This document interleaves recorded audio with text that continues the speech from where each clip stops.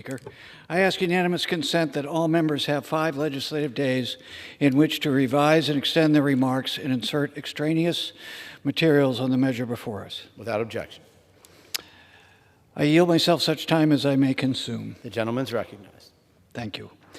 S3905, the Preventing Organizational Conflicts of Interest in Federal Acquisition Act, which was introduced by Senator Gary Peters, chairman of the Homeland Security and Governmental Affairs Committee, has strong bipartisan support and passed the Senate this summer with unanimous consent. In April, we introduced a companion bill, H.R. 7602, following one of the Oversight Committee's investigations, which highlighted the need to strengthen government contracting laws on conflicts of interest.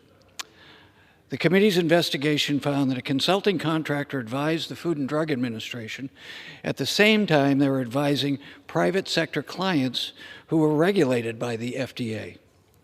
Many times, it was the exact same consultants advising the FDA and private sector clients on the same issue. In this case, the consultant failed to follow the rules on disclosing these amazing conflicts and collecting millions of dollars from both the regulator and the private sector client. Although this is one extreme example, other organizational conflicts of interest, large and small, occur across government. The Government Accountability Office regularly fields bid protests involving organizational conflicts of interest. In 2014, a major defense contractor paid a settlement for allegedly failing to disclose conflicts while advising the Nuclear Regulatory Commission. Organizational conflicts of interest can occur when a contractor's competing interests raise questions about their ability to provide impartial advice to the government. It's crucial that the government contractors are providing the impartial advice, particularly when the government is paying for their expertise and their objectivity on sensitive matters. The rules on organizational conflicts of interest have not changed significantly since the 1990s. This bill would make long overdue revisions to strengthen these rules. The current rules set basic standards to prevent organizational conflicts of interest, but leave the details up to individual agencies.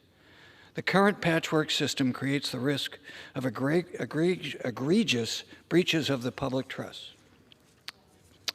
In 2009, Congress asked for the organizational conflict of interest rules to be reassessed. Draft rules were issued, but the reform effort was eventually abandoned and the rules were never finalized. This bill requires the revisions that were then started to be completed. This bill would also mandate that rules on government contractor conflicts are thoroughly revised and ensure that there is a uniform set of standards. These reforms will help government contractors as well by ensuring clarity and consistency across the executive branch. This is especially beneficial to contractors working for multiple agencies. It is outrageous that a contractor would be allowed to advise the government regulators at the same time they're advising the industry that is being regulated. If we do not take steps to prevent conflicts of interest and thereby safeguard the integrity of government decision-making and operations, then we risk potentially serious breaches in the public trust. I strongly support this bill and reserve the balance of my time. Gentleman reserves. The gentleman from Pennsylvania is recognized. Thank you, Mr. Speaker. I yield myself such time as I may consume. Gentleman's recognized. Thank you, Mr. Speaker. I rise in opposition to S. 3905, the Preventing Conflicts of Interest in Federal Contracting Act, for the simple reason that it is unnecessary legislation. The Federal Acquisition Regulation already contains provisions targeting conflicts of interest. The FAR includes specific examples of what is a conflict of interest. The FAR includes guidance for agencies to add contract clauses addressing conflicts that might arise.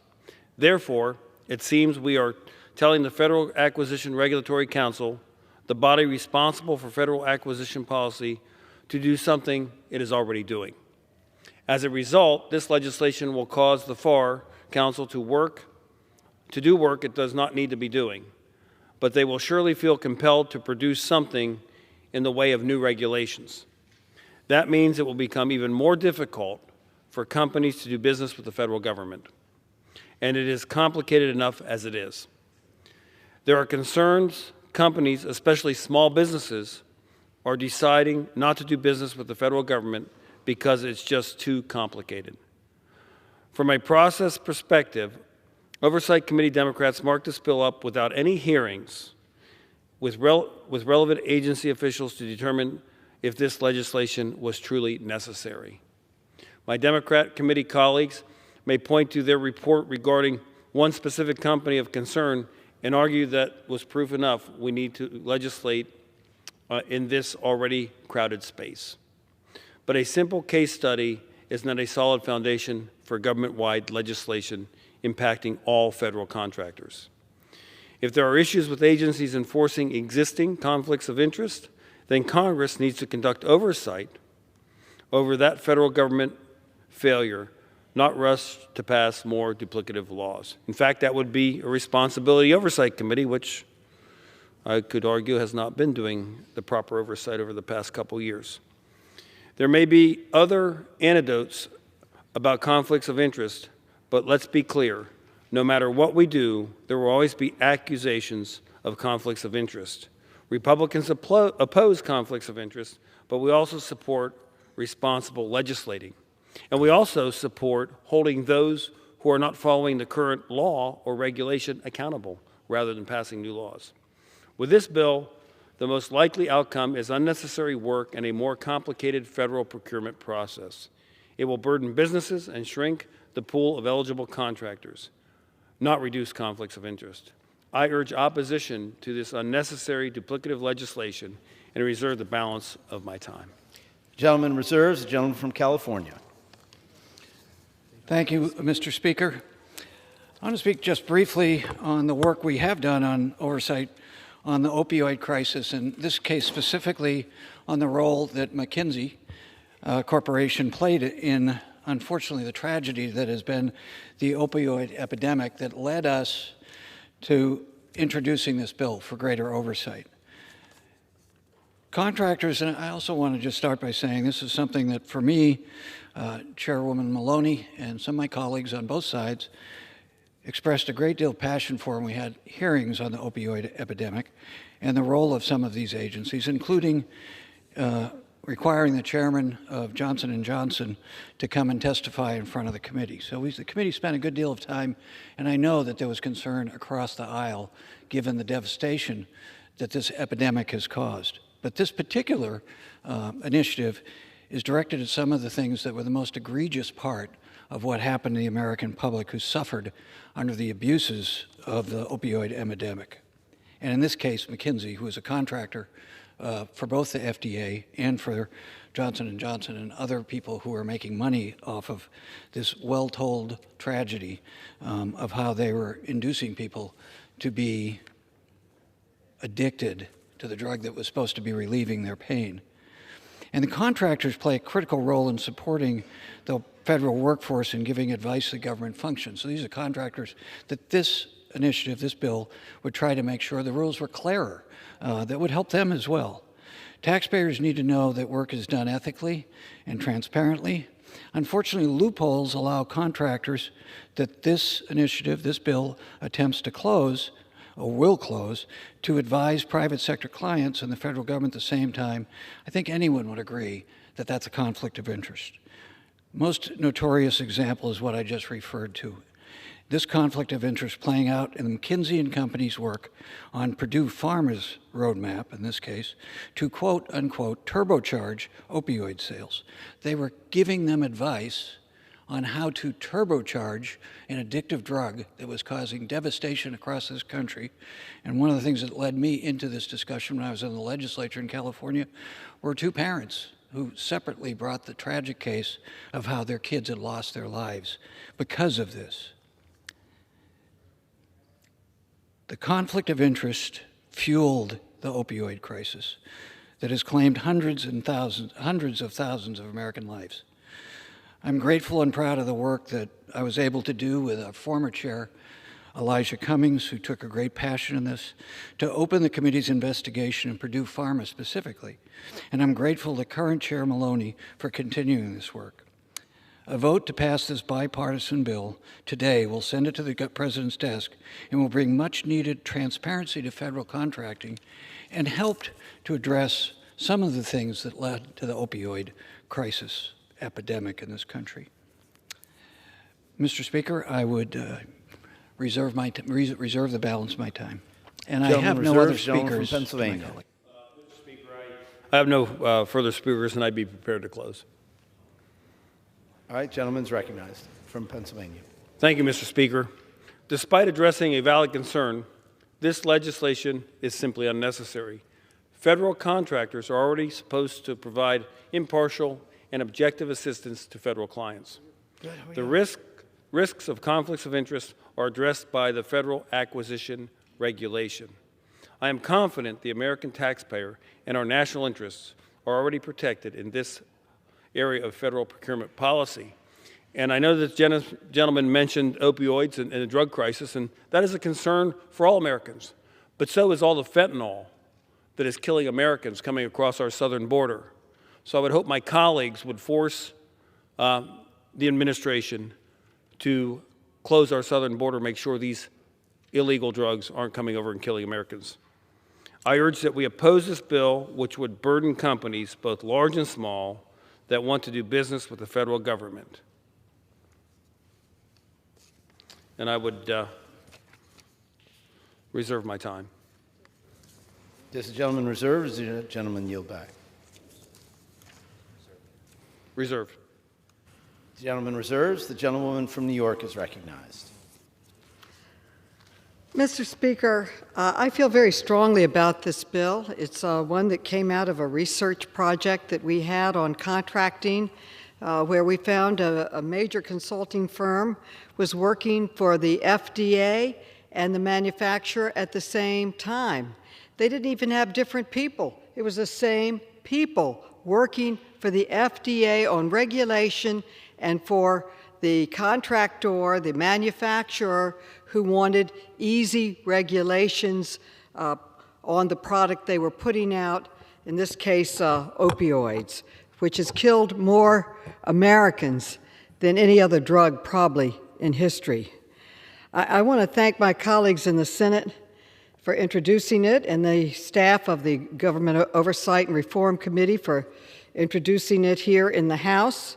It's absolutely outrageous. I think it should be a crime, actually, that a contractor would be allowed to advise government regulators and not tell them. And at the same time, they're advising that the industry that is benefiting from weaker regulation. And if we do not take steps to prevent conflicts of interest and thereby safeguard the integrity of government decision-making and operations, then we risk potentially serious breaches in the public trust. I think it's even more serious. You risk having unsafe drugs going onto the marketplace, which has happened before. Most government contractors take this responsibility to disclose conflicts of interest seriously, but many do not. It is even the business model of some consulting firms to go after both the businesses, both the regulator and the manufacturer at the same time, and they have repeatedly done it. These contractors would benefit from uniformity in rules. Right now, they're patchwork. We need uniform rules. We need clear rules. And the clear rules should be that a consulting firm can only work for a regulator. They cannot work for the manufacturer, or they can work for the manufacturer but not the regulator. Too often, they're working for the same positions with the same person, believe it or not. I think that this bill will save lives. It will make our industries fair and safer. It should be bipartisan, as it is in the Senate, and I urge my colleagues to support it strongly, and I yield back the balance of my time. Gentlewoman yields. The gentleman you reserve or yield back? I'm going to reserve until... Okay, the gentlewoman reserves. I have no other further speakers, so I'm prepared to close if the gentleman on the other side of the aisle is prepared to close. Very well. The gentleman from Pennsylvania is recognized. Mr. Speaker, I would just, in closing, like to say that it should be, and already is, illegal for people that are providing this guidance and service to misrepresent things under the False Claims Act. So it's our understanding it's already a crime to do that, and they would be held accountable. I know that the gentlelady said about it should be a crime. It already is, and I don't know anywhere in the bill that it adds to that. So it should be a crime. People should not do things inappropriately. But as I mentioned, we already have the FAR that takes care of making sure people are doing the right things. So I would urge my colleagues to vote against this unnecessary bill, and I yield back the balance of my time. The gentleman yields. The gentlewoman from New York. I would say it's a very necessary bill because it's happening. And if it's against the law, then DOJ should come in and prosecute people. But they haven't. And they're busy prosecuting a lot of other things. So it's life and death when it comes to health care. And we know that the FDA originally wrote rules about the opioids saying that it was not addictive. They wrote it right into the regulations, not addictive. It's one of the most addictive drugs of all times. It has caused hundreds of thousands of deaths, and we are spending billions of dollars in treatment trying to save the lives of people who have become addicted, when the inscription used to be that it was safe. It was safe. So there are times when laws are abused, and this is not about an individual drug company or an individual contractor or an individual consulting firm. It's about a uniformity of rules. We're looking at legislation. We want to stop that abuse. And a lot of our investigations, DOJ has come in and taken action. Maybe they should in this case too. But if it's illegal, it's not being enforced, and it is, I would say, dangerous if we don't make it clear, and ironclad clear, that you cannot work for the regulator and the manufacturer at the same time. And with that, I yield back. Thank you. The gentlewoman yields. Pursuant to House Resolution 1580,